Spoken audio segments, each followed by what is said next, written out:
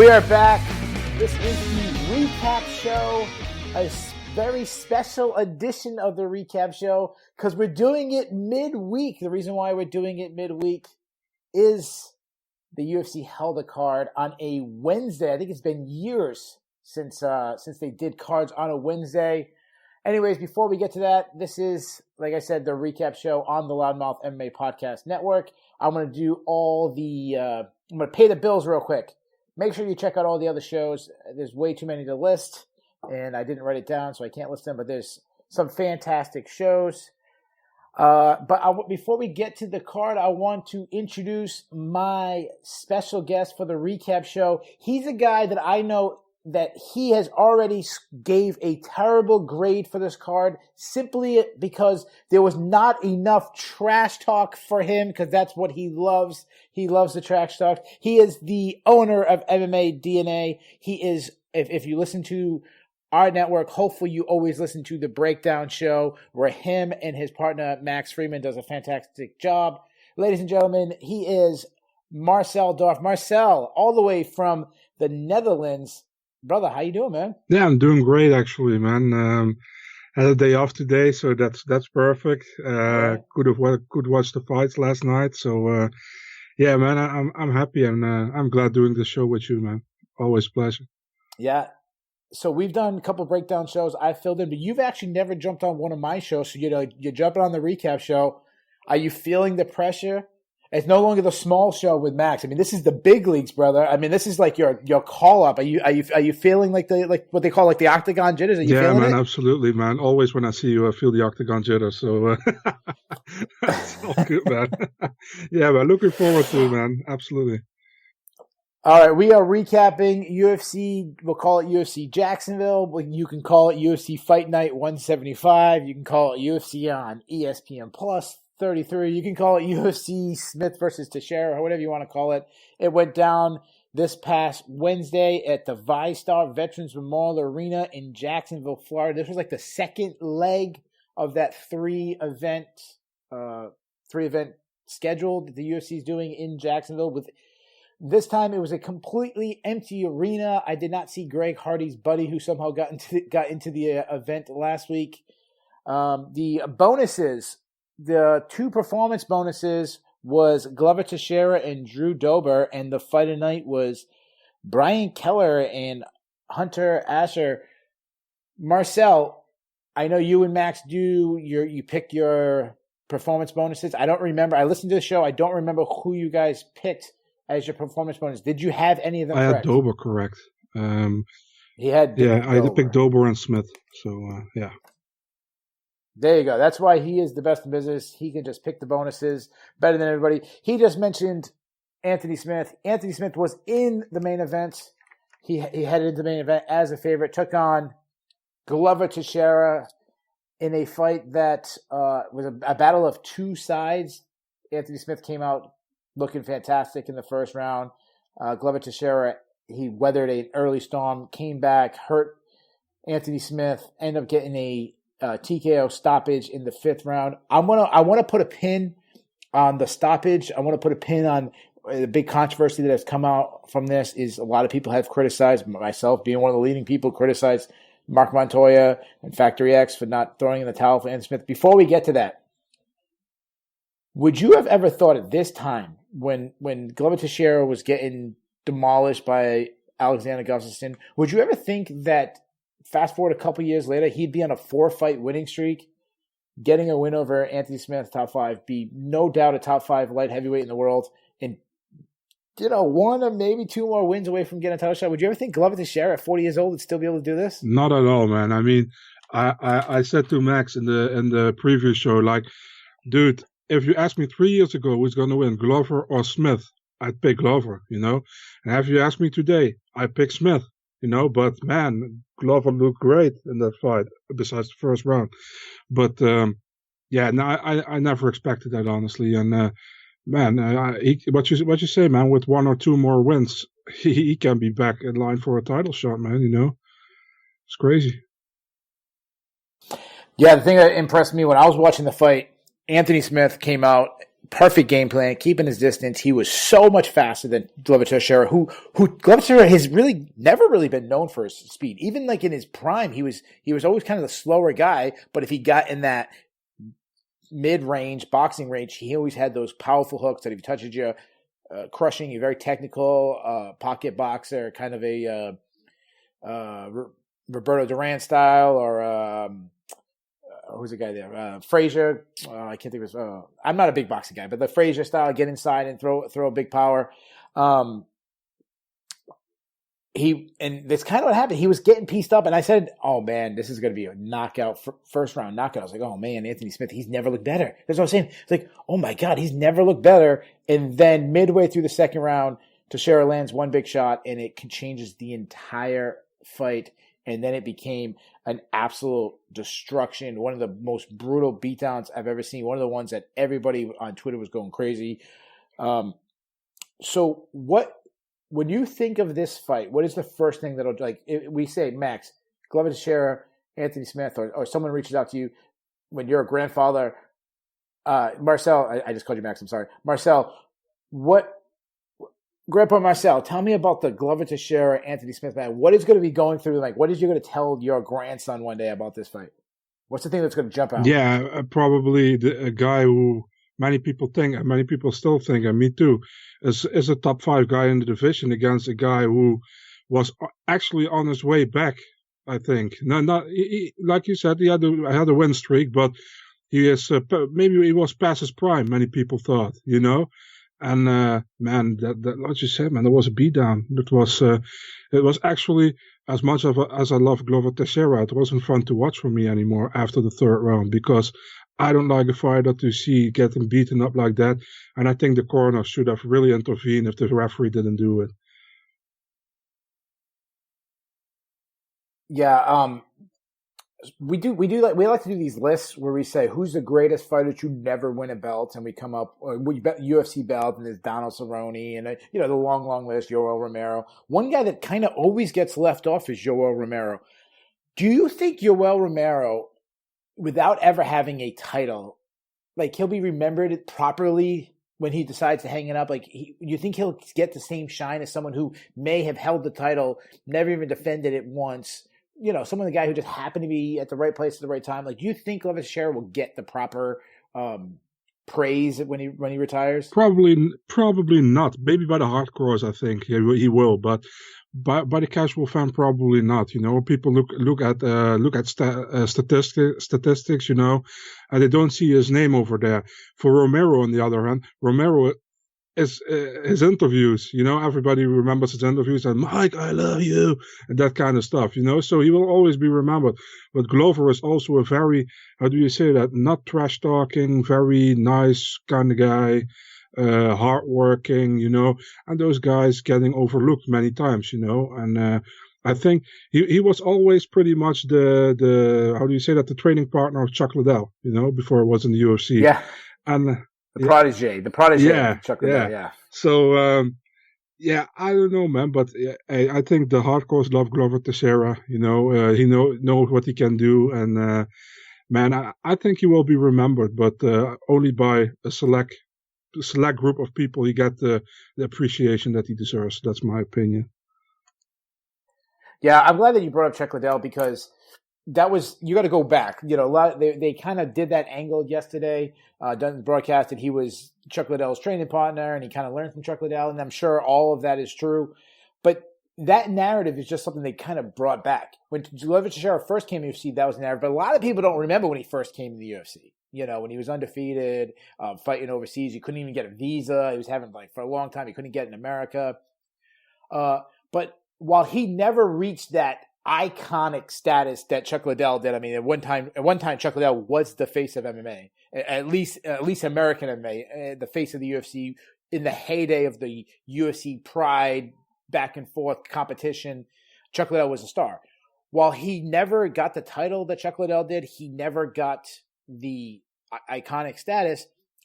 If you want to talk about straight quality of wins, do you think that Glover Teixeira might have actually surpassed Chuck Liddell when you just talk about the quality of wins he has? I might have to think, yeah, because it's hard to compare different eras. I think that's really hard. But if you look pure at the, like you said, at the wins, who beat who, and who did he fought, and that kind of stuff. I think Glover might have the tougher guys on his record. But yeah, it's difficult to compare eras, because the era in 2018, 2019, 2020 is more developed than the era in 2002, 2003. Absolutely. So that's the hard thing. Absolutely. Yeah, if Prime Chuck Liddell fought nowadays, he would struggle to reach the top 5, top 10. We all. I'm not trying to take anything away from Chuck Liddell. It's kind of a weird angle. I wasn't expecting going down that line, but I just flow with what you have. I mean, Chuck Liddell. I'm not trying to take anything away. I mean, he's beaten Randy Couture, Tito Ortiz, Guy Mezger. There's like tons of guys. Vitor Belfort. So he had a list, but Glover Teixeira, Ryan Bader, Anthony Smith, Quentin Jackson. I mean, there's some big names on his resume. But whether you say who has the better resume, there is no argument that Glover Teixeira has the longevity on Chuck Liddell. I mean, he's in his 40s. I mean, when you talk about the number of wins against top 10 quality guys, you have to go towards Glover Teixeira, and it's very impressive. So we keep talking about Glover Teixeira, and it seems like both of us are saying, like, yeah, he's going to retire probably fairly soon, the next 2 or 3 years, who knows. But we kind of sounds like we're both saying, yeah, he's never going to win the UFC title. I mean, right now you have John Jones, in my opinion, the greatest fighter of all time, but also, in my opinion, never been more vulnerable. You have a guy like Thiago Santos, who was the first guy to win a scorecard against him. A guy like Dominic Reyes, who's the young guy in the division, who, in my opinion, actually should have got the decision over John Jones. So while I think you're kind of beyond me with the percentage, but what kind of chance do you give Glover Teixeira to actually win the title? Like if I said give me a percentage, 5%, 10%, like what would you say the chances if Glover Teixeira just holds the title one time in the UFC? 5 or 10%, not more. Honestly. Okay. Now let me ask you the same. I that's actually probably about the same. I would put it about 5%. Yeah. Let me ask you the same question. I just want to see if your odds will change. What if John Jones vacated the title and went up to heavyweight, which he was tweeting last night about Francis Ngannou? Possibly, he's not scared of Francis Ngannou. If John Jones left the title, obviously the percentage would go up because just pure numbers from 3 quality guys down to 2 quality guys. But also, the greatest fighter of all time, in my opinion, or wherever I'm sure you rank him at least top 3 or 4. What would you change the percentage? It gets to probably to 30 or 35, man, because you have the only guys who I really think he will struggle against is the Thiago Santos or Dominic Reyes. I think, for example, a Jan Blachowicz, he can win against the dude, a Corey Anderson. That's a difficult case again, because if Corey Anderson uses his wrestling very well, his top heavy wrestling, that's difficult as well, So it depends on who he fights next, probably. He can maybe you have many choices. You have Ozdemir, he's still there. Let's see. For the title will probably be Blachowicz. What I've heard from the Dana White interview. And then we have Reyes and Santos. I don't know, is Santos already healed? I have no idea. So yeah, that's the big question mark. We've seen videos of him training again, but that's a very serious injury that who knows how long. I mean, some guys. I mean, Tony Ferguson returned from a similar injury in like 6 months because Tony Ferguson is the most insane people ever, and then other guys. I mean, there's NFL running backs who never come back from an injury like that. So it's not fair to compare it. It's such a serious injury. And I didn't mean to leave out Jan Blachowicz, who I agree. I actually believe that Jan Blachowicz should get the next title shot. And I definitely don't want to diss someone from, I can't say your fellow country, but what would you say? Like another European. I don't want to diss the Europeans when we have the I forgot to mention, I said the Breakdown Show, also co-host of one of the newest shows to the network, the Euromaniacs. And I definitely don't want to diss the European or the European on. So I wasn't trying to look past Jan Blachowicz. I just do it off the cuff. It's all good, man. So you mentioned who could be next. So let's do it. Say you're the matchmaker of the UFC, and you said so. You right now you would make Jan Blachowicz versus John Jones. That's the match you would do. The thing is, I listened to you last time, and you said, and I agree with that, if they do John Jones, Dominic Reyes too, and Reyes loses again, that would suck for him because yeah. And so it's probably better to maybe pick another fight before and fight John Jones even when he is even a little bit older, That's what you said. I said it to Max too. I fully agree with that actually. So that said, you make John Jones versus Blachowicz, and then it actually depends. You can make Glover against, let's say Santos is still not healed properly, so you can make Glover against. You have probably two options in my opinion. You have Oezdemir or you can pick Reyes, one of the two, and I don't see really a rematch with Corey Anderson. I'm not really interested in that one, to be honest. But for example, I would do probably Oezdemir against Glover, and I would do Anderson against Reyes. That's what I would do. Okay. Yeah. So I was thinking of it like I said. I feel like John Jones is on his way down the mountain. Dominic Reyes is on his way, and when they fought, it's like so if I'm walking down a hill and you're walking up a hill. And we're on the same hill. Eventually, we're going to meet. And I felt like they met at the same exact spot. And if you give me 6 months, Dominic Reyes is going to be already past John Jones.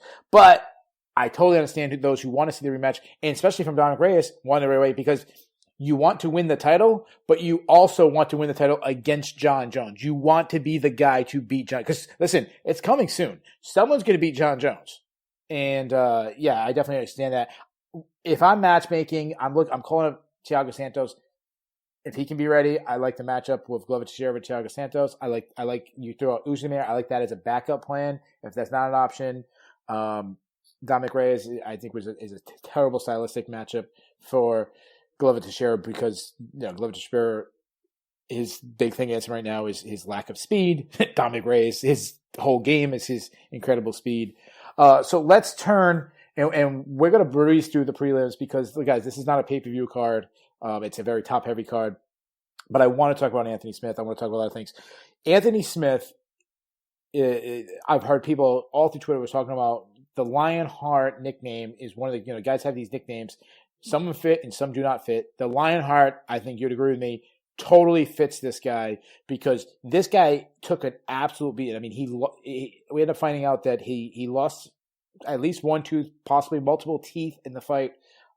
His eye was swollen up. I'm assuming he got a broken orbital bone or some kind of facial break. I think he hurt his right arm. At one point, he was really looked like he was favoring the right arm. He started throwing like elbows with it instead of punching like hands. So I don't know if he broke his hand or his arm. He said, late in the fight, he seemed like he was favoring his left arm, and the amount of damage this guy took in this fight was incredible. It goes back to, and this is what I want to talk about. You mentioned that you believe the corner should have threw the towel in. I 100% believe too. When he walked back between the third and the fourth round, he looked to me, besides, we just list all the things that was obviously showing that he was physically broken, but he looked like he was also mentally broken. Like he's a guy that will always fight on. If you challenge him, he's going to fight on. But to me, he looked like he'll never give up. But also he realized he was done. He accepted that, like, I'll never quit. I'm on stool. I'll never not stop moving, trying to protect myself. But he kind of accepted defeat. One point, Mark Montoya was saying, look at me," and he was like off in a gaze. At one point, I don't know if you caught this. The cut man was working on him, and he said, "Not so hard," when the guy was pressing on his face. And then heading into the fourth and fifth round, to me, I think it's absolutely criminal that the corner did not throw the towel when he says, I'm losing my teeth. He was completely hunched over. He looked like a victim of a crime, and we know how tough this guy is. When John Jones landed an illegal knee against him, and he could have took a DQ win, get the title, and for the rest of his life be called UFC champion, and he didn't take it. They say you have to save a fighter for himself. Anthony Smith, and I'm gonna kick it to Marcel in a second. I know I'm going on a little rant. Anthony Smith is the definition of the person that you have to save them from themselves, because he won't quit. He won't do the no mas. He won't, to me, his physical body was the complete opposite of Raquel Pennington, where Raquel Pennington was hurting, but she voiced that she wanted out. To me, he didn't voice that he wanted out, but his entire body was screaming to throw in the towel. To me, Mark Montoya, like, what are you doing, man? This is the guy that has a family. This guy that has, he's a commentator. I think he does well on the like, this guy has other things. And to let him take a beating like that was absolutely criminal. Marcel, I just ranted. I don't have a question. I was just ranting. Now it's your turn. We're going to do tag team. I'm going to tag you off and you can rant. I fully agree with everything you said. I mean, the thing that bothers me even more is that, and I don't want to talk bad about Factory X, but they had the same situation a year ago with Thomas Gifford, Yes, hold on. I wrote that. I'm going to get to that later. I was going to point to that. Yes, but good. Yeah, they had the same situation, and they didn't throw the towel. And I was back then like, please don't let it get him knocked out in the last 10 seconds, and it happened. And now with Anthony Smith, man, I mean, it was so unnecessary that he got so much unnecessary damage done to him. It's like you said, his whole body language said, like, please let this be over. And also Glover, man. I mean, I don't want to talk shit or anything, but Glover went for submission attempts. Well, when he would have punched him 3 times when he was in mount, the ref probably would have stopped it, but he didn't do that. Only at the beginning of the 5th round he did, and it was over, So I don't know, man. I mean, you are there in the corner. Listen, the referee is there to protect the fighter, but if the referee doesn't stop the fight, you have to protect the fighter. We even saw, I can remember a Nate Diaz fight against Josh Thompson, where Nate Diaz got cracked with a head kick, and then Josh unleashed him with punches, and then Nick threw the towel, if I remember correctly. I mean, those guys are tough as hell as well. So just throw in the towel. Think about the longevity of your fighter. Throw in the towel. Yeah, it's pretty sad when Nick Diaz is the reasonable person over a guy like Mark Montoya. Like, Nick Diaz can see when the fight's over, and Mark Montoya can't. You mentioned Glover Teixeira at times. There was one time where he was teeing off on him, was landing shots, and then suddenly just drops on a takedown for no reason. He was looking for submissions. You think it was like you think it was almost like him not realizing the fight was over? I think it was, and I don't want to speak for you, I actually think Glover Teixeira started feeling bad for him. There was one point, they went to, we saw on Twitter, where Glover, they caught the audio, and he says, "Sorry, Anthony, it's part of the job." And then Anthony says, "Yeah, it is what it is, bud." Like, he was in the middle of the fight while beating this guy senseless. He apologized for doing it because of how good of a person Glover Teixeira is, that he actually felt bad for the guy. Yeah, what I want to ask you as well, I mean, I put out a poll on Twitter. Do you think that what happened on Saturday, with the Dominic Cruz-Henry Cejudo fight, Cruz was not happy with the stoppage, as we all know. Do you think that also influenced the referee here, Jason Herzog, when he saw Anthony Smith going down in the 3rd round, flat face pretty much, and that he let it keep going on, that he didn't want to intervene to don't get too much backlash from people, like you should have let it go a little bit more?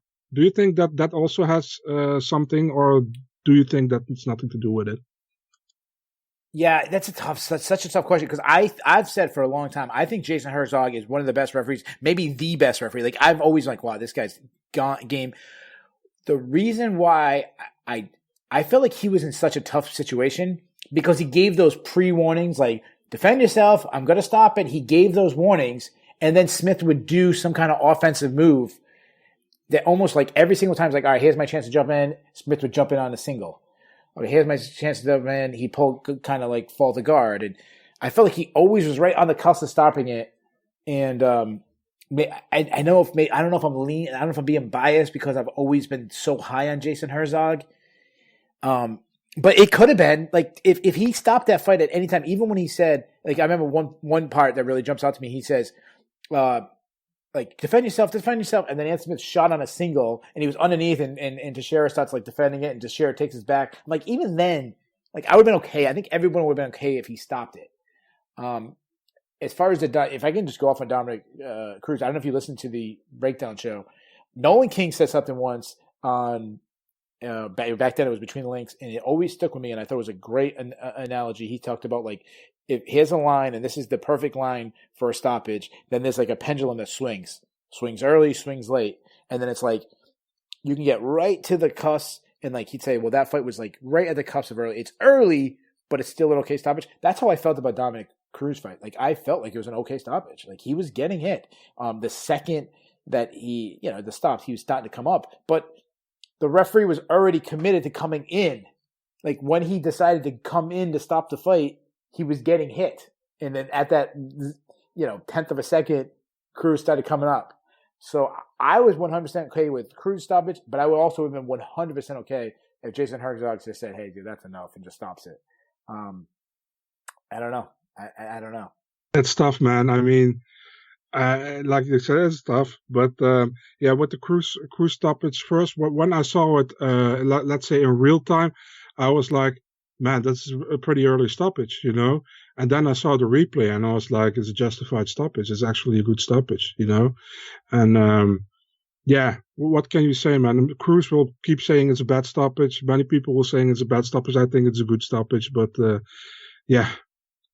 always something with stoppages, right? Yeah.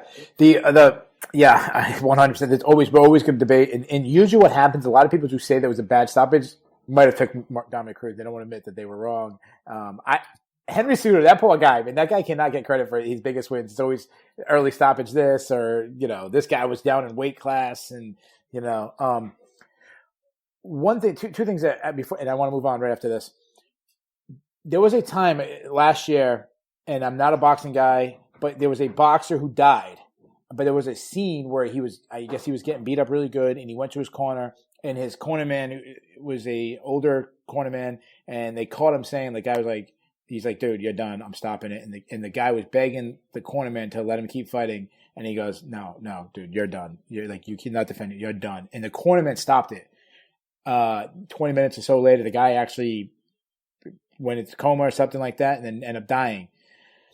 And we all said was, imagine if the cornerman didn't stop it. Like, he stopped the fight, and the guy still died.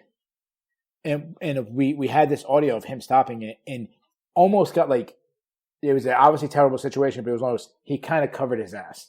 Like, like, this is terrible. I'm going to cover myself, and I'm going to stop this.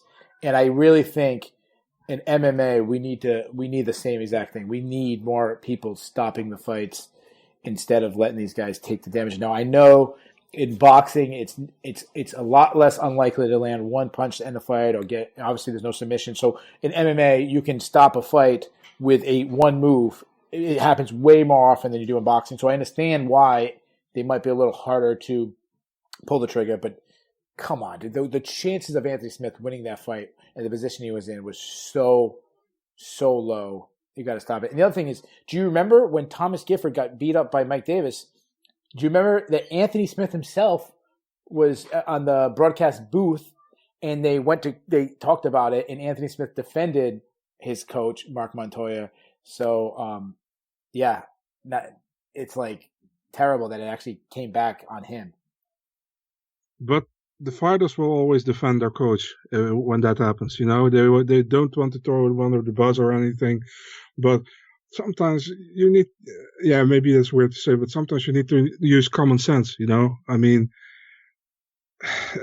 you live another day. I understand that you don't want to lose a fight, definitely not a big fight, but that's why you have the coroner, and the coroner. Maybe Anthony Smith said before, like, if something happens, I will never want you to throw the towel.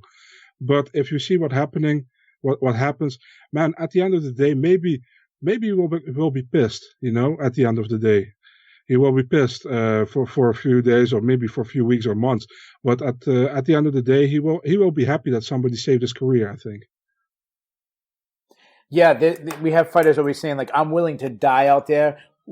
That's true, and I think you have to fight that way. But their job in the corner man to say, yeah, you might be willing to die out there, but I'm not willing to let you die out there, and they need to protect the fighters. So, going on to the co-main event, we had Big Ben Rothwell winning a split decision against Ovin St. Preux, who moved up to heavyweight for the first time in his career, taking on the former IFL champion, the IFL. I don't know if he was. I know his team won the championship, but did he actually win individuals? I don't remember. But all the way back to the IFL days. So I'll give my comments with this, and then I'll get yours.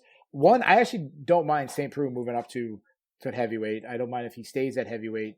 I feel like his chances of being a top contender in heavyweight is pretty much the same as light heavyweight. So, and he's gonna beat.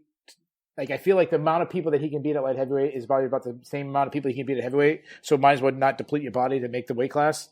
And then also I think because St. Preux's been in the UFC for a long time, we've seen a lot of the matchups where at heavyweight there's new matchups that he can fight. As far as that, I don't think he looked bad in this fight. I think he had a terrible game plan. Moving up to light, I mean, Ben Rothwell is obviously, his nickname is Big Ben Rothwell because he's not just a heavyweight. He's one of the biggest heavyweights. He's like, I don't know how tall he is. He's like 6'8". He's right at the 265 limit. But also he's an aging, slower light heavyweight. You're the light heavyweight. You need to use movement and speed. And I would think, movement, in and out, hit, back out, movement. No, his strategy was back up towards the cage, not move a lot, and give a very easy target for Ben Rothwell to hit. To me, it was like he had a close fight. I think his power actually did go with him to heavyweight, and he actually gained some power at heavyweight. But he limited his chance of winning so much by this, in my opinion, was a terrible strategy, and still did okay. So what was your thoughts about the fight and St. Preux's move to heavyweight? Yeah, St. Preux's move to heavyweight, I don't know, man. We have to see it still, what he's going to do there. If he stays there, he wasn't sure at all. So I don't know, but man, he keep walking away from the fight continually, and Ben keep cutting him off. I don't know how the judges had the split decision, how one guy scored that for OSP. I thought it was a clear-cut win for Rothwell. Besides, he got dropped in the second round. I thought he had that second round besides getting dropped, and the third round he got dropped after the horn. So, yeah, what can I say about it? I mean, Rothwell always makes a fight gritty. I think always tries to take your head off, and Rothwell tried to fought this fight, and I think he did that, and I definitely agree with that. He won. I don't know how you saw it. I thought OSP didn't do that bad, but I thought it was a pretty clear win for Rothwell, in my opinion. Yeah, I scored it for Rothwell. I can't remember if I went 30-27 Rothwell. I went 29-28. I did give the second round to Rothwell. I'm like, he won like 4 minutes and 45 seconds, ended up getting dropped, but it wasn't one of these like drop where he had to survive the round. Like, he got dropped and popped right back up. It was almost like it was like a flat. I wouldn't even want to say flash knock. It was like a flash knock down. And he recovered really well. So, yeah, I mean, Ben Rothwell, look now, but Ben Rothwell's on a 2-fight winning streak in the UFC after being out of action for a long time. And, in a co-main event win. I wouldn't have mind. Who did he call? He called somebody out. Who did he call out? I can't remember. Who did Alexei Oleinik. Oh, yeah, Alexei Oleinik. Yeah, like the weirdest fight ever. But, yeah, that's yeah, that works for me. Like, that, actually, like it was a call that made sense. So yeah, I like it as well, man. I like it as well. So yeah. I like the idea of. Now, we talked about Glover Teixeira never having a major title. Ben Rothwell will never be a UFC champion. I think we could, if we've given Glover Teixeira a 5% chance, I'll give Ben Rothwell a 0.5% chance. But I like the idea, instead of having him going in there and getting beat up by, like, I have no interest in seeing him against, like, Serrano. Like, getting destroyed, or Sergey Pavlik, like good young I don't want to see him, even a Greg Hardy, I don't want to see him. But I just run out his career against these old aging, like Ben Rothwell versus Alexei Oleinik, Andrei Arlovski, Fabricio Verdum, like, just do those matchups. Like that I'm okay with those. Yeah, I agree with you. Yeah, 100%. Before that was one of the most exciting. I mean, I thought the card was pretty good overall, but another very fun, exciting matchup. One of the matchups that. Hold on, let me back up. Before we talk about this matchup, the one thing a lot of people bash the quality of competition in this fight. I mean, it was a mid Wednesday card, so it's not going to be Habib versus Justin Gaethje, or But the one thing that I liked about this card was how evenly matched almost every single fight was. Like out of 10 fights, I think about 8 of them, I wasn't that confident in my pick. One of the ones that I think was as 50-50 that I saw on Twitter and different polls was Alex Hernandez versus Drew Dober. Phenomenal fight, phenomenal stand-up battle between these two.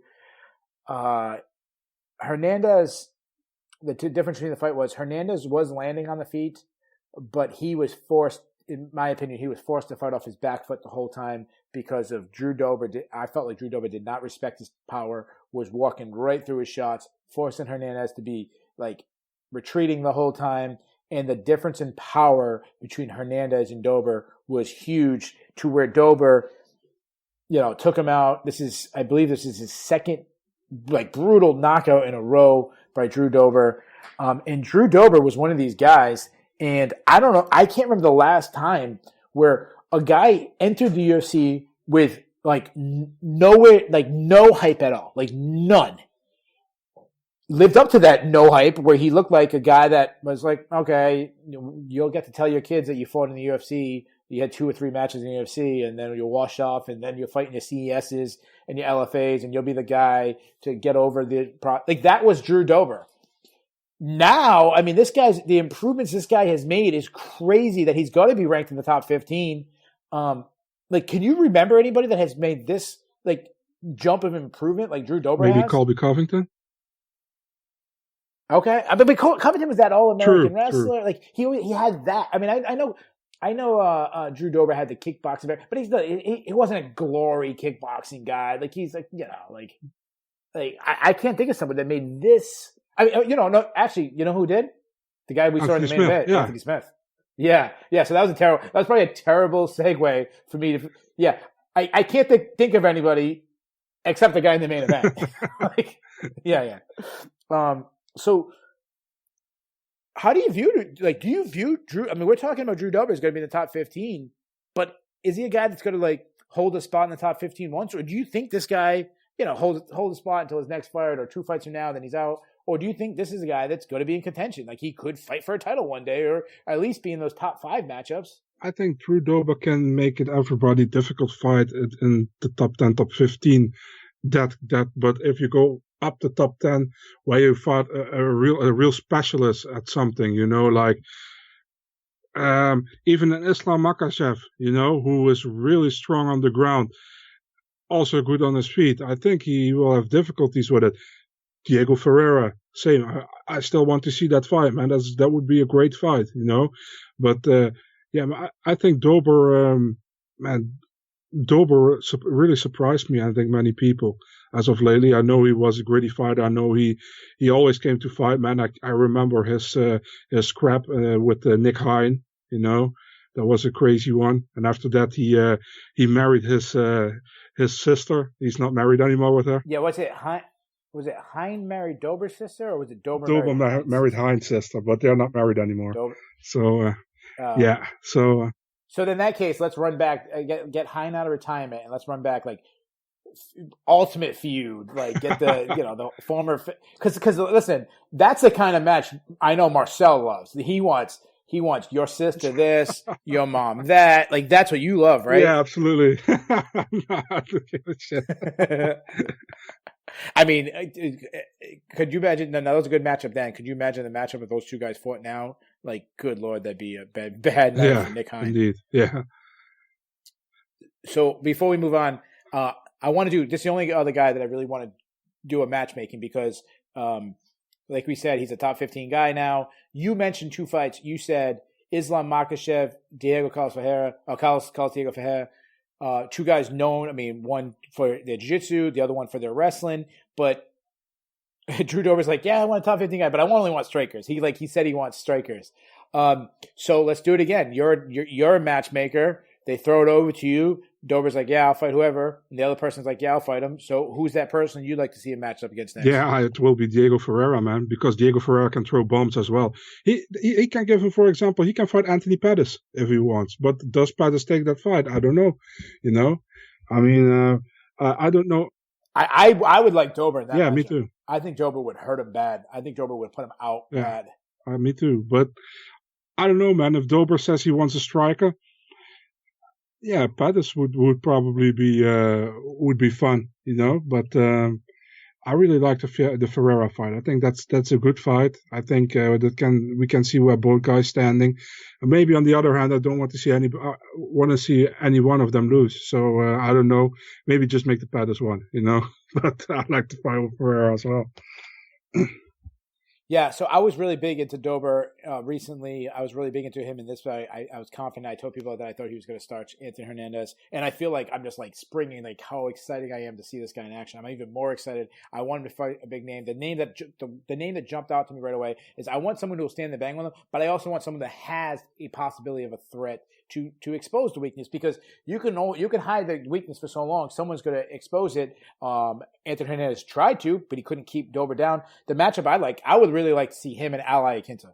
Like, I feel like Iaquinta's a name. The casual fans would be all on Al Iaquinta, but I think a lot of hardcores would be leaning Dober. And I think that's a good stylistic matchup, fun match. So I'd like to see the boxing style of Al Iaquinta versus the Muay Thai style of Drew Dober. That's the match I would do. Speaking of a match, this was my favorite match of the entire card. I thought this was the fight of the night. When I think about all-time great fights, this fight will never be on the all-time great list. Like, no one will say, oh, this is a top 10 fight. But a fight that I would love to watch back over and over again, if you've ever listened to me recaps, I love pocket boxers. That's always been the pocket boxer, or I shouldn't say pocket boxer. I should really say wrestle boxers. I mean, it usually goes the same way. I just love the wrestle boxers, your Chad Mendez's, your Ricky Simone's, your Ray Borg's. It's always been my favorite style. Josh Emmett. And this was two of those guys who have that style.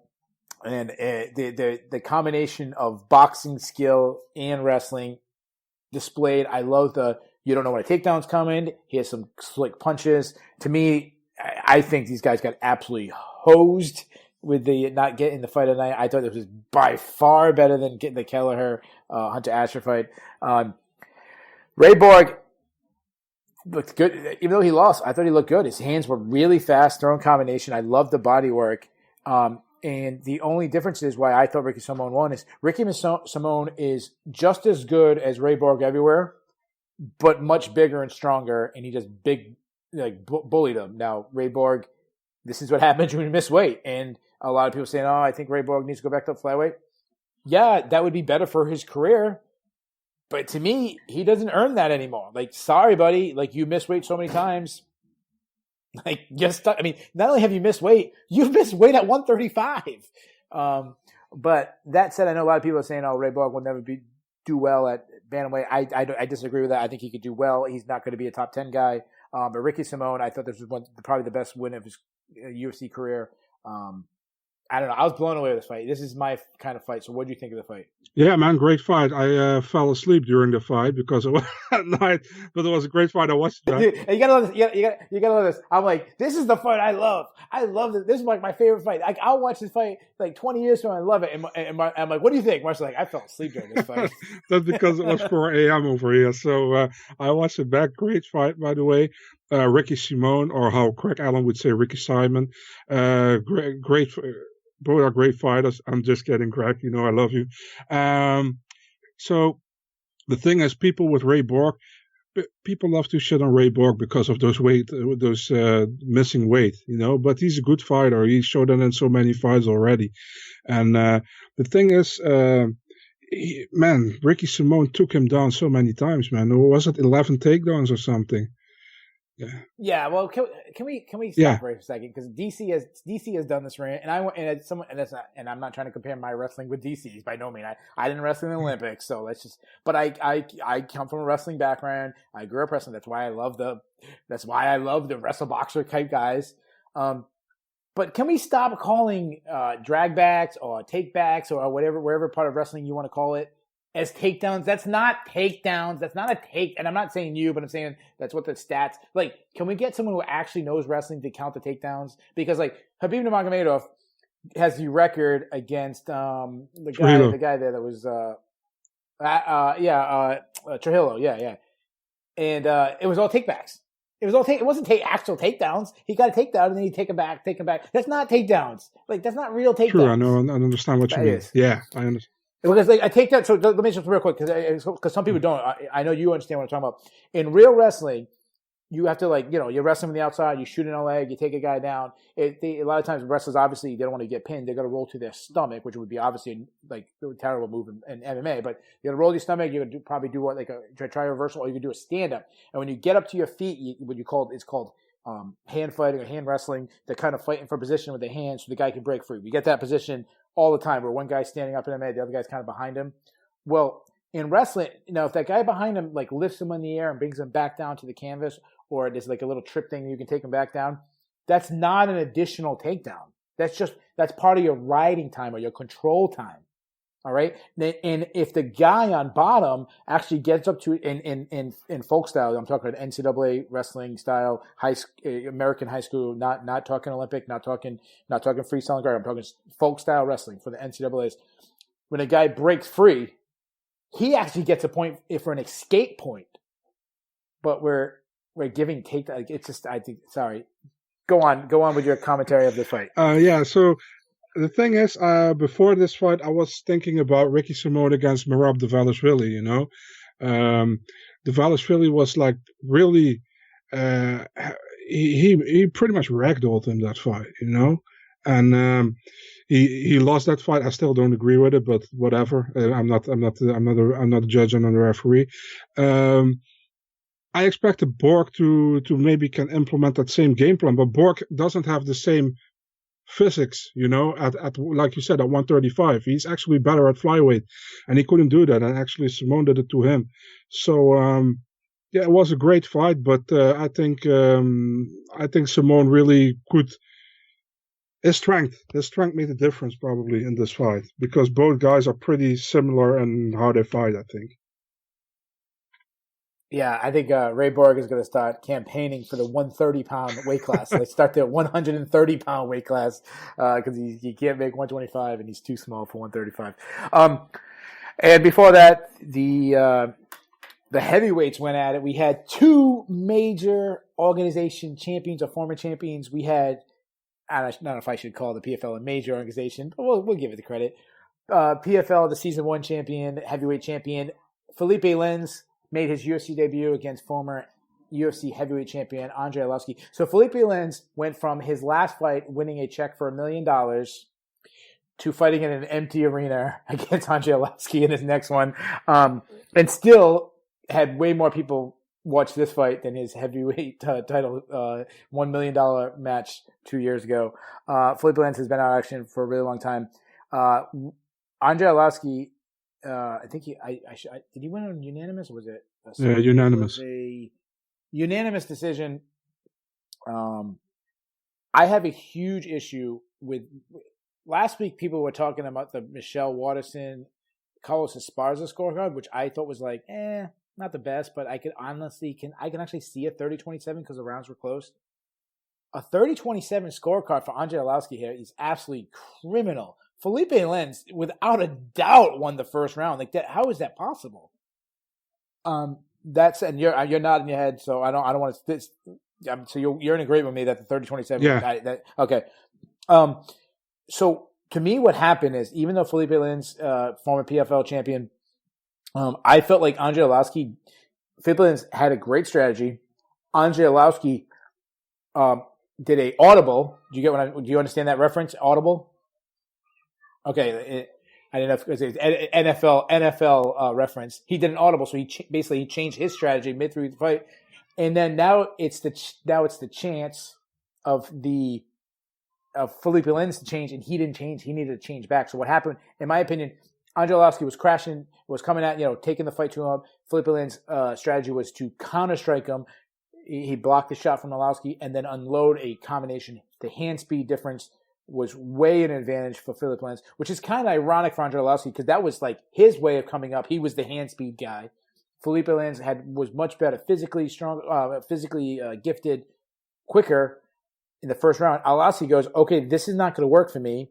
In the second round, I'm going to slow down the pace. I'm going to do this outside striking. He's just going to fight from the outside, low output.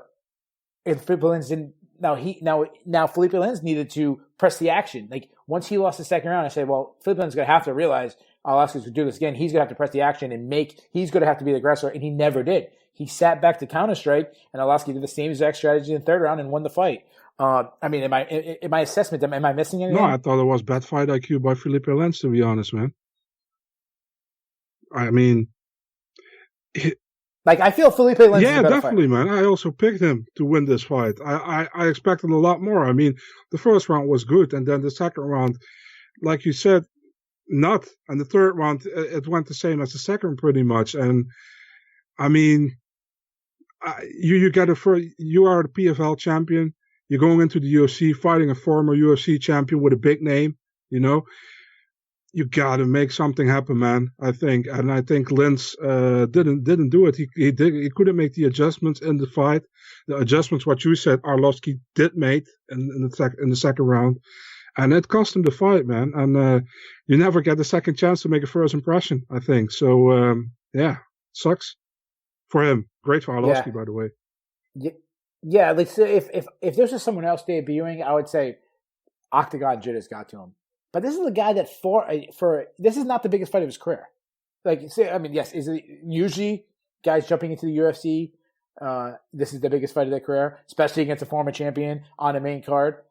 But this guy actually fought for $1 million, so this wasn't the biggest one. So I didn't think the jitters would get to him.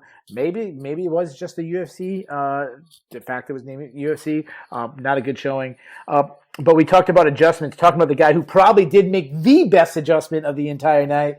Thiago Moises submitted Michael Johnson, second round. Michael Johnson looked vintage Michael Johnson in the first round. I shouldn't say vintage. I should say good Michael Johnson. You know when we used to say like good Vitor, bad Vitor? Like this good Michael Johnson first round. I mean, he was landing shots. He was keeping him right at the edge of his punches. He kept pressure on him. He kept cutting him off. So every time Thiago Moises tried to recover, he was cutting him off. He was mixing high, low, kicks. He looked fantastic. And then the second round, Thiago Moises is like, oh yeah, I'm a world champion in jiu-jitsu. Maybe I shouldn't stand with the guy who's known for his boxing and his hand speed. Say what you want about Michael Johnson. Michael Johnson's always been a hand speed guy and a boxer. And I know he comes from a wrestling background, but he's known for his striking. And then he jumps to guard in the second round, ends up getting a ankle lock and forcing a submission. Keith Peterson did not have an early stoppage in this one. Michael Johnson actually had to tap out twice. So there's definitely maybe he was drunk again. Maybe he was still drinking, and that's why he missed it this time. I tweeted this. I feel like, and we'll talk about Moises in a second. I feel like Michael Johnson's entire MMA career could be summed up in this one fight. At times, Michael Johnson looks like an absolute world beater. When in the first round, I was like, wow, this is the Michael Johnson I love watching. This is the Michael Johnson that beat Dustin Poirier. This is the Michael Johnson that beat Tony Ferguson, who has crazy wins in his career. And then it was like, oh no, this is the 19-6 Michael Johnson in the second round, where suddenly he gets submitted when he's winning. I mean, think about the amount of fights Michael Johnson is either winning or doing well that suddenly he finds a way to lose. Stevie Ray was a fight that he was doing very well in his last fight. He's got 3 losses. Josh Emmett, 3 losses in a row in fights he was winning. The fight before that, Darren Elkins, a fight he did start off very well. He had 2 wins in me, but I'm saying Darren Elkins was his last loss before that, a fight he was doing well. Justin Gaethje, the interim champion, a fight that he was doing very well. Is Michael Johnson the best terrible record fighter in history? I mean, his record is 19-60. Yeah, probably, yeah. I mean, it's like you said, he always had that hype behind his name from the start of the Ultimate Fighter. He was the favorite to win that thing, and then he lost to Jonathan Brookins in the final. And then he did well, and then he lost to Paul Sass, He has another weird loss against Reza Madadi, I think, right? Yeah, maybe. If I can I don't have recall, his, I'm not sure. I'm not sure, but he has. You got to go back. You got to go back a while. And then you. Yeah, Reza Madadi. Yeah. He lost by Darce choke. I don't even remember that fight. He lost to Miles. He must have Miles Jury. Like even a bad Michael Johnson should still beat Miles Jury. Yeah, he has some weird losses, but also some great wins on his record. It's exactly what you said. He could have been, if he didn't have those weird losses on his record, he could have been top 10, probably even more, because he has the talent to do it. But for some reason, it doesn't click sometimes. And like you said, first round was amazing. How we fought, very good. The second round, man, that only took 45 seconds, I think, and it was over. Yeah, the thing is, he's 33 years old, and the chance of him ever winning a title is probably very slim. That said, like Michael Johnson's the guy. If you say, give me someone who everyone's given up on, who's like never looks like he'll ever live up to his potential, that could one day win the title. Like honestly, you know who was like that? Robbie Lawler. Robbie Lawler showed up in the UFC, was this huge hype train. Pete Spratt beat him, and it was never the same after the leg kicks for Pete Spratt for a long. I shouldn't say never, for a very long time. People gave up on Robbie Lawler. He got brought back into the UFC to be an easy win for Josh Koscheck, and he turned it all around and ended up becoming not only a UFC champion, but had legendary fights and probably, he's a future Hall of Famer one day, a legendary guy. If someone told me 3 years from now Michael Johnson is UFC lightweight champion, I would go, I'm not betting that, but wow, he actually finally lived. Like, I still believe that he could, and listen, don't at me. I'm not saying Michael Johnson win the title. I'm definitely not saying that. But if there is somebody who looks like he could be about to get cut that could turn it all around, I still think Michael Johnson's the guy because you see glimpses. Am I crazy? No, you're not crazy, but yeah, it's. I don't know, man. I agree. Like I said, man, he's very talented, and if he should put it all together, he can definitely be a top guy in that division. But man, time is not in his favor. It's he's getting older. He's not too old. I think it's still possible, but time is not getting in his favor. So I don't know. And with the losing streak he has right now, I don't know what's going to be next, man. And will he stay at 55 or is going to be back at 45 again? I don't know what it's going to be. I hope not. I think he looks better at 55. So I don't want to bury Thiago Moises because he's the guy that won. And you'd be like, oh, you didn't even talk about Thiago Moises. This guy is a former world champion in jiu-jitsu. I mean, the level of jiu-jitsu is insane. Could we be putting too much on the inconsistency of Michael Johnson? Or it could be like, no, wait, Thiago Moises is really good. Like, am I missing that? No, I think Thiago Moises is good, but I don't see him as a top 15 guy at all. At this moment, definitely not. Maybe, listen, you see Drew Dober, Anthony Smith, you never know, but right now. Carlos Diego Ferreira was a guy, based on his jiu-jitsu, was a guy that Gilbert Burns was a guy who has high-level jiu-jitsu, but at one point we're like, I look like a bust, and they're now they're ranked, so maybe he could. Definitely. But at this moment, I don't think so, man. I mean, he fought Darius, right? And he got pretty much blanket the whole fight. And then he fought Damir Ismagulov, and he also didn't do well in that fight. Did he win his? He did win against Kurt Holloway, right, in the UFC? Yeah, look at you, man. Dude, this guy is like the man when it comes to just like he's like the Wikipedia of MMA. He just remembers every single guy he faces. Is incredible. Yeah, sometimes I don't always remember, but this time I do. But yeah, I mean, right now not, but you never know what's going to happen. I have to see him more often. I have to see him against better competition probably to see where he's at. But yeah, we will see what's happening in the future. I don't think, if you ask me now, is he's going to be? No, I don't think so. But you never know. All right, and that was the main card. We're going to breeze through these the prelims. The headlining prelim fight was a girl that still to this day has this incredible, I don't know if it's a record, but something I always remember. A girl that was booked not once, but twice to fight for a UFC title, who somehow never did, Sijara Eubanks. She outworked Sarah Moraes to a unanimous decision. Sijara Eubanks actually reminds me a lot of Michael Johnson, where I see tons of potential. and there's flashes, but extremely inconsistent. She went on a little bit of a rant saying, I don't know why people are talking bad about my cardio. I always win these decisions. It's like, well, because when you lose, it's usually because of your cardio. There's a little truth there, so you could pretend it's not there. She's undersized for 135, but she struggled to make 125. She's like, when we talked about Ray Borg, like, okay, she can't make 125. She's too small for 135. She probably could be really good at 130. But she's got fast hands, and she's got a really good top game when she's on top. I mean, she's got brutal ground and pound. She's a submission threat. I would like to see her like get some consistency because I really think she could be an exciting fighter for the division. Sarah Moraes, to me, she's as low level as it comes. She's a terrible athlete. She's just a submission. She's a slick submission artist off her back. But unless she can get that, she's not really much of a threat. So it's hard to gauge like how well, in my opinion, Teixeira Eubanks improved based on level of competition. But I thought overall, the fact that I saw Teixeira Eubanks fading in the second round, and then she had this second win, maybe that's showing an improvement in cardio. What's your thoughts on this fight? Yeah, man. I mean, Teixeira Eubanks, I always call her the sister of Patrick Smith. She just looks like him, I think. Like the daughter? The long lost daughter of Patrick Smith. Can I tell you a quick story? I don't know if you know this. Pat Smith went to UFC, was one of the Denver cards, because they started UFC. There was some kind of feud with him and the UFC. I don't know what the deal was, like maybe back in the day. But he asked for a ticket to go to the UFC. They gave him a ticket, and they gave him a ticket in the very last row of the arena. It's like, this guy was in UFC 1, dude. Oh, that's bad. That's bad.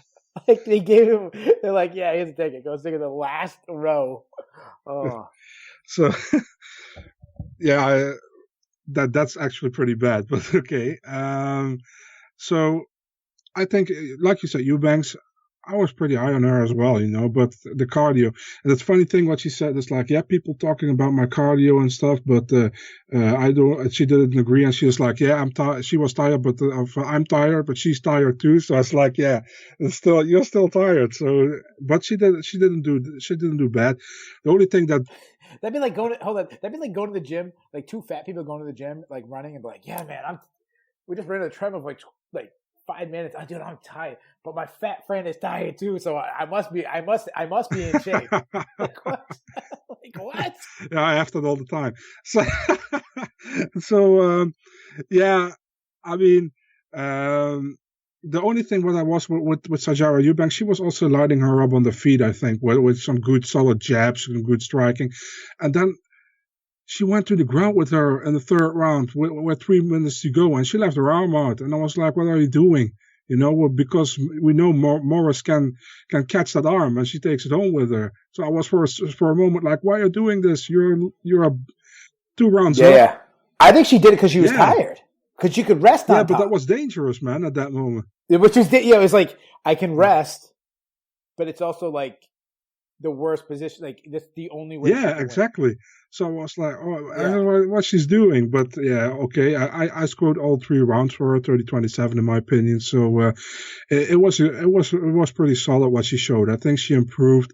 I think she also benefits from training with at Mark Henry's. She has some good training partners there. I think Adelia is also there, right? So Shukagian is also there, right?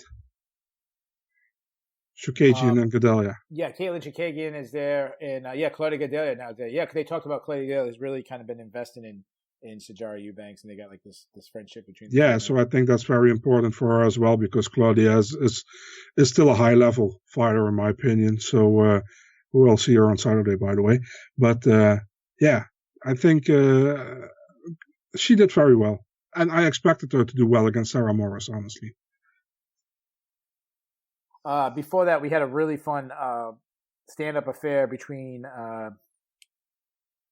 Omar Morales and I forgot the name of the winner. Omar Morales and Gabriel Benitez. Everything I said about the matchup between Ray Borg and Ricky Simon from a grappling pocket wrestle boxer sense, I felt the same way. If you like Muay Thai stand-up, this was a really fun back and forth. The difference in this fight to me, and I scored it 29-28 for Morales. I want to know how you scored it. But the difference to me is Benitez was coming up a weight class, and it seemed like it. The Morales did not respect his power. Morales hit harder and walked through his punches, and to me that was a really big thing. I want to pause before you jump at the what we saw at the end, the photo we saw at the end. But how did you score the fight, and what did you think? You mean of the it? bleeding vagina? Yeah, let's talk about that later. Oh God! I scored a 29-28 for Morales. I think Morales won 2 rounds.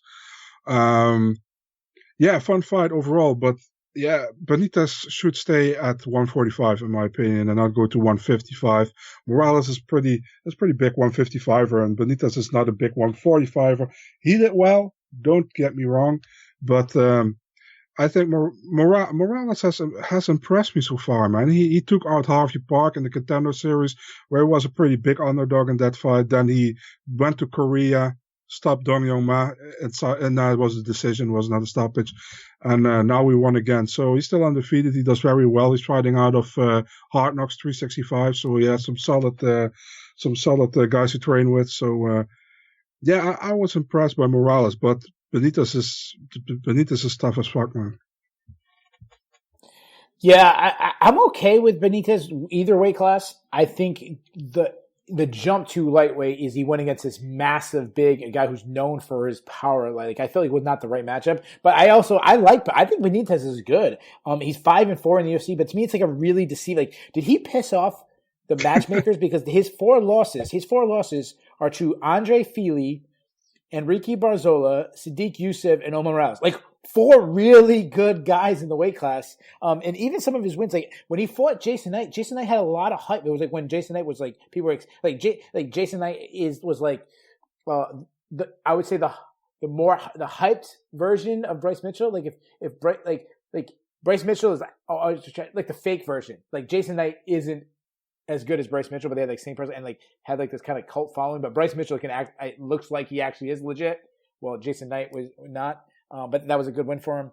But the big thing that happened in this fight was afterwards they showed the shin bone of Gabriel Benitez, and some people don't watch the prelims who listen to this. If you aren't going to watch prelims, watch this prelim. This prelim was another fight that I thought was better than Kelleher and Asher. And I'm not trying to bash the Hunter Asher Brian Kelleher fight. Like it was a good fight. I just thought this fight was better than the two. So one, watch it, but two, you have to see Google the shin bone of Gabriel Benitez. It was completely sliced open, and you could actually see the shin bone of Gabriel Benitez. Caution: do not, if you have a weak stomach, I think the photo is better than the video. The video that shows it actually like pouring blood out.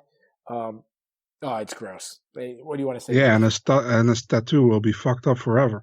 I mean, it was really on his tattoo, that gash. Yeah, myself, listen, not that I want to show that I'm a tough guy, but I really can look to those things. I really doesn't do anything to me, to be honest. But for example, don't show me videos of eye surgery or something. I can't watch that. But there are some, I don't know, man. I mean, we saw those gashes. I remember Marvin Eastman against Vitor Belfort. You know, it was like he had the axe. Yeah, that's so good. You said that. There's the exact words that Joe Rogan said. It looked like you hit in the head with an axe. Yes. So yeah. This is gross. I don't know. Maybe I have a weaker stomach than you, I guess. Have you seen Melvin Manoff? He fought in one championship like 8-9 years ago, and he also had that on his shin, and they stopped the fight because of that. So.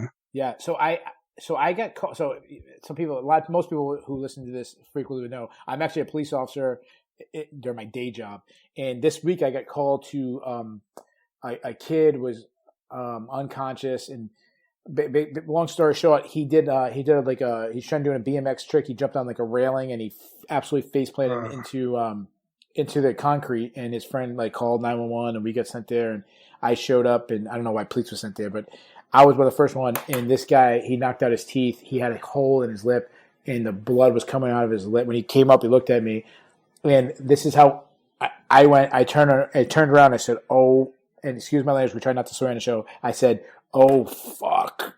Like his lip was gone. Like his lip, his not even his lip. It was his chin. That spot between the chin and your lip, that area was completely gone, and his teeth were missing. And I was like, "Oh man." Yeah, maybe I can't handle it as good as you, I Yeah, but guess. with a kid, it's even more horrible, probably, man. Yeah, well, this kid. I mean, I shouldn't say kid. Like he was a kid to me. He was like 19, but Yeah, still, yeah, still terrible. I mean, his mom showed he lived. His mom lived down the street.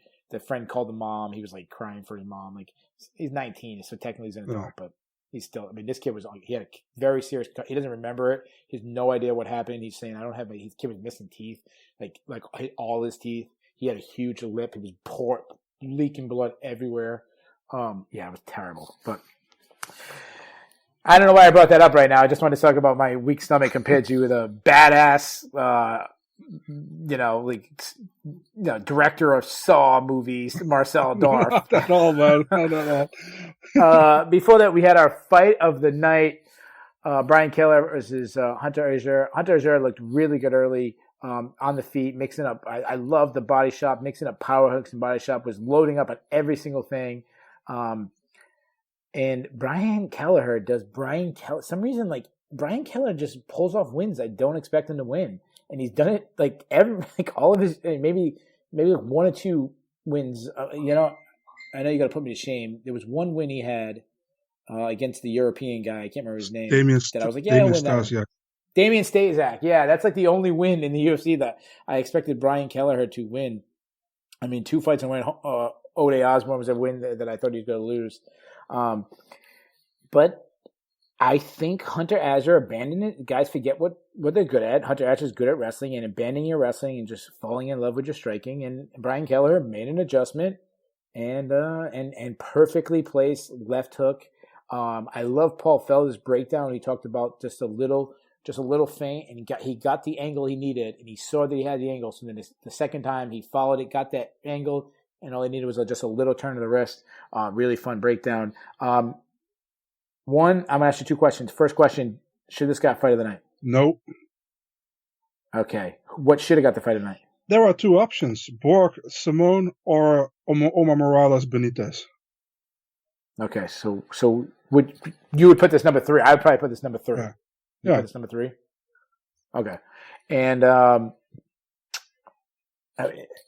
am I too low on Brian Keller? Like, what should I take of Brian Keller? So hard to say because I said exactly the same against Max.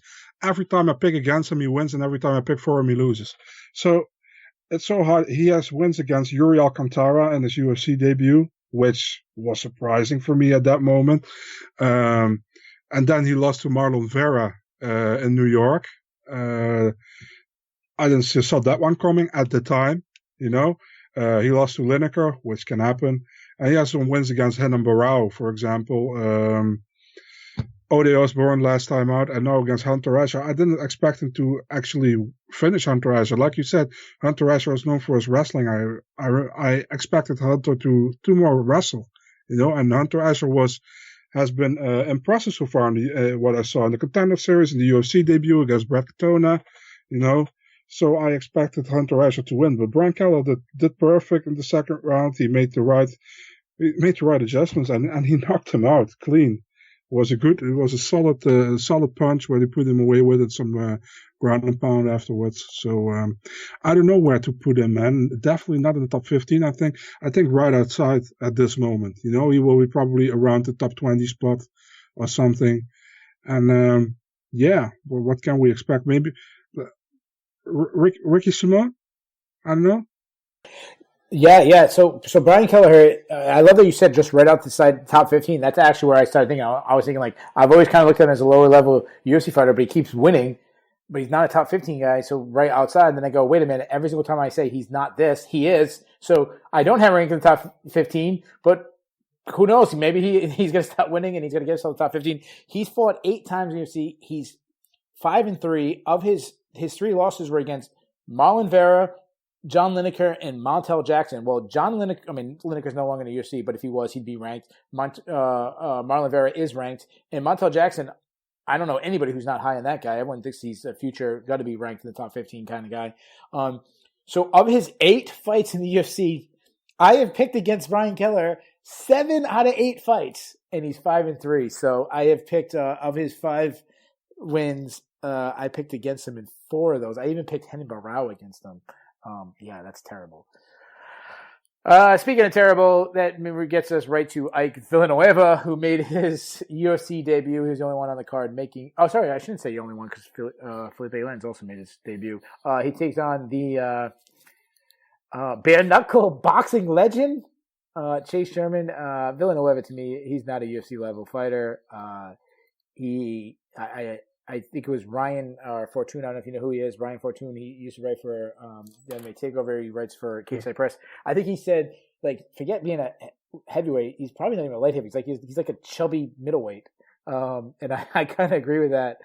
Chase Sherman looked fantastic. Really added a lot of variety to his strikes. He added knees and kicks and elbows. I feel the same way about Chase Sherman that I felt about Sijara Eubanks. It's hard to grasp because I think he faced this felt like a UFC level fighter versus a regional fighter. So, can you take? You agree with me? Do you take anything from this match? Listen, man, I'm absolutely not high on Chase Sherman myself, but he looked so good in this fight. Even when it was against maybe a big middleweight, but he looked really good in this fight. The striking was accurate. It was crisp with punches. So let's see what's happening. Maybe this is the second coming from Chase Sherman. It's the second stint in the UFC. Maybe we see a different Chase Sherman because the first stint wasn't really high on him. I think he only got wins against Damian Grabowski and Grishad Coulter, right? So I wasn't really high on him, but maybe the second stint, maybe he can do something. I don't know. I really don't know.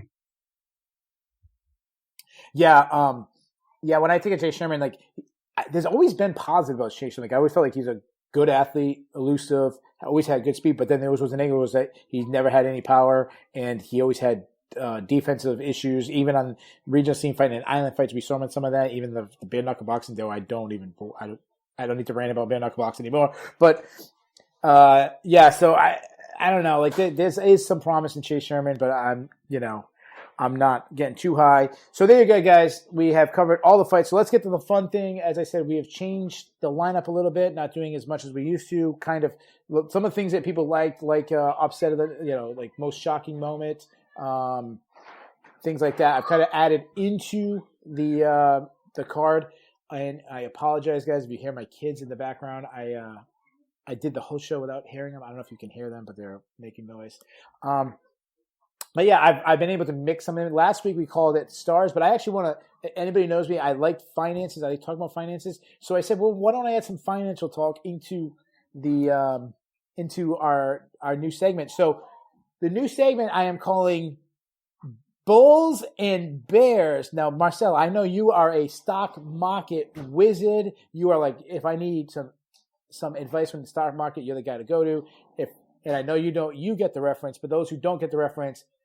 When the market is doing good, it's called a bull market. When the market is doing bad, it's called a bear market. If you go to Wall Street, in the front of Wall Street, there's a statue of a bull and a bear.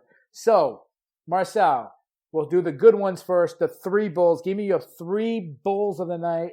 It could be a fight. It could be something out of the box. Give me 3, 2, and then number one being the best bull of the night. So, what's your third bull? My third bull of the night is Ricky Simone, man. Okay. So, do you want me to? You can explain a little bit. I think he looked very well. He did very good. He's a talent. People pretty much wrote him off after his 2 losses against Faber and Rob Font, but he showed he's still there. So that's why he is my third bull of the night. All right. What is your number 2 bull of the night? My number 2 bull of the night, man, that's the guy who surprised me the most, and it's Brian Kelleher, man. Brian Kelleher is my second bull of the night. So, I mean, he adjusted in a fight where I didn't thought he could adjust, and he knocked Azure out. So he's my number 2 pick. Yeah, he has. Brian Kelleher has this almost like Tim Tebow, and you might not get this reference, but Tim Tebow was a guy that was, when he was quarterback in the Broncos, was always like the big, huge underdog, and then every single week he'd pull it out, and no one expected him. And your number 1, this is your big one of the night. Who is the big bull? There can be only one guy, right? I have to go with Glover Teixeira. I mean, the guy is in his 40s, but if you can fight like that in a main event against a top contender where people already wrote you off, and do it like that, you have to be my number one. So that's Glover Teixeira. All right, so I'll go to my three. My number three, the small bull of the night. I'm going to go to Drew Dober. I mean, the guy's going to be ranked after that win. Biggest win of his career, back-to-back brutal knockouts. My number two, or my medium bull, is I'm thinking out of the box a little. This one, I'm calling it weathering the early storm. And what I mean by that is, I didn't go through all the fights, but I don't know what your picks were, but I went 6-4 in the night. The 4 fights I went, you went 5-5. Oh, I thought he did 5. I think you went I got all 10. I was like, geez, I don't remember that. So I went 6-4. The 4 fights I got wrong was Glover Teixeira, Andre Arlovski, Brian Kelleher, and Michael Johnson. Not Michael Johnson. Thiago Moises against Michael Johnson. So those 4, all 4 of them lost the first round, weathered the early storm, and made a comeback. I felt like that was the theme of the night, so that was my second bull. But my number one bull of the night, I'm thinking outside the box again. My big bull is the old men.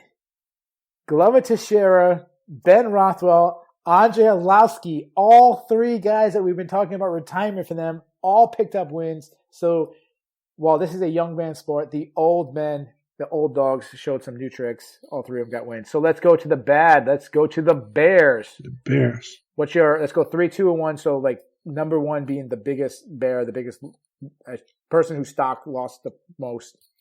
Number 3, Michael Johnson, unfortunately. I mean, losing again, 3 fight losing skid right now. Gotta put him there, man. I'm sorry, but Michael Johnson is my least bear of the 3 bears. You know. Yeah. Number 2. My number 2. This was actually a hard one for me to pick, man, because I had actually 2 or 3 in mind for that one. But Felipe Lins.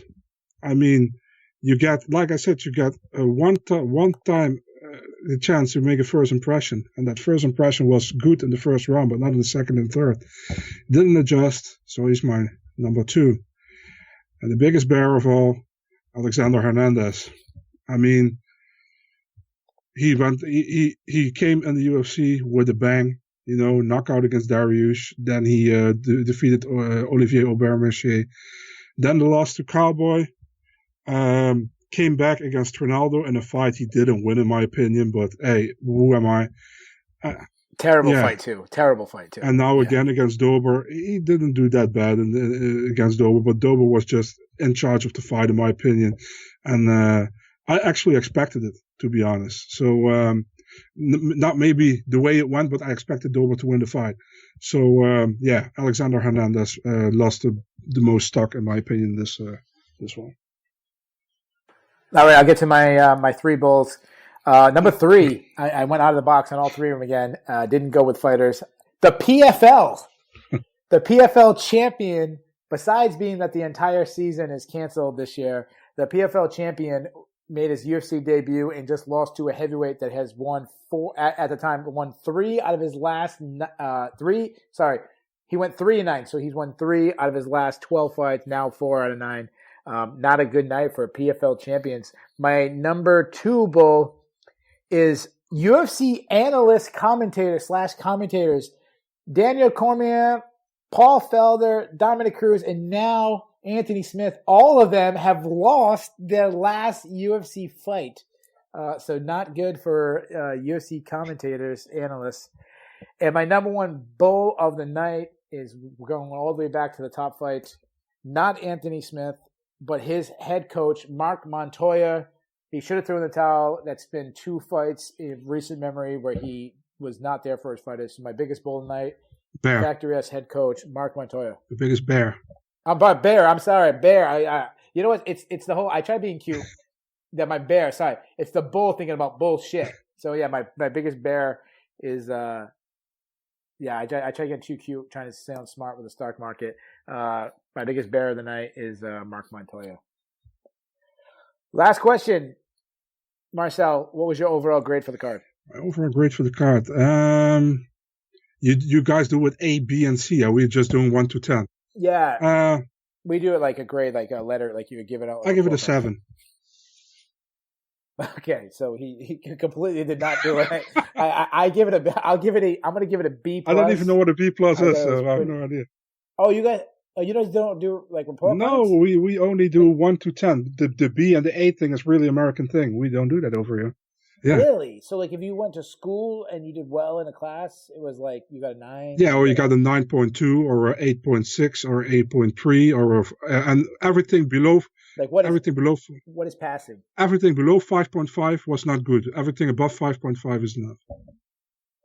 It's acceptable. Okay, so a 7 would probably be a C, like the C, which I know you don't get that reference. So don't ask the European to give the scorecard. Don't give the report card. My bad to all of Europe and anywhere else who don't use the American educational system standard. I apologize. Ladies and gentlemen, there you have it. As we always say, we challenge anybody to do a more in-depth recap of the night. This is on paper was not the best card, but I thought it delivered. We will be right back at it Saturday night.